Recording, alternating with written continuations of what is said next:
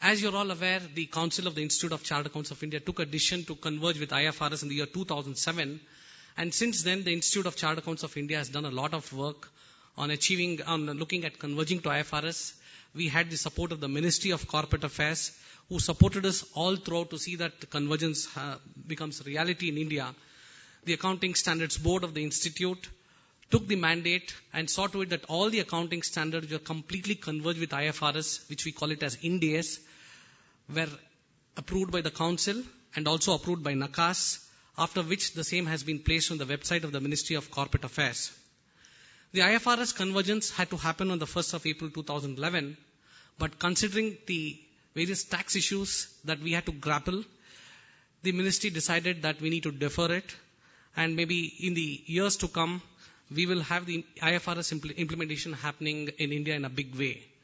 Considering the fact that most of the countries abroad have completely converged to IFRS, there's a need for India as a country which is growing rapidly to converge to IFRS so that we have the benefits of convergence. And we at the Institute are completely geared up. We are conducting a lot of certification programs for the members to understand these new standards. We have launched an e-learning course for the members to know these new reporting standards. We're also conducting a lot of workshops across the country to see that members of our profession are completely conversant with these new financial reporting standards. Because friends, India as a nation cannot keep quiet. We have to align ourselves with what is happening globally. And I think the Institute has taken the right decision to converge. And we are completely ready for this convergence era. Only thing is, we are looking at the industry preparedness, the preparedness of the professionals, and then we're all set to roll out IFRS in India. Towards this, India and Japan are closely working to see that convergence happens in a smooth way, both in India and Japan. And this morning, we had representatives from the Japanese Institute of Certified Public Accountants, wherein we had a roadmap presented by them as to what is happening in IFRS convergence there in Japan. More or less, both our countries are very similar. They have decided to converge by 2015.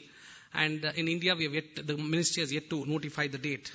We also had representatives from the Reserve Bank of India, Securities Exchange Board of India, C&AG, and CBDT participating in the dialogue today. And I'm sure this dialogue would strengthen the relationship between India and Japan. And together, I feel both the countries can promote the convergence of IFRS in all the Asian countries.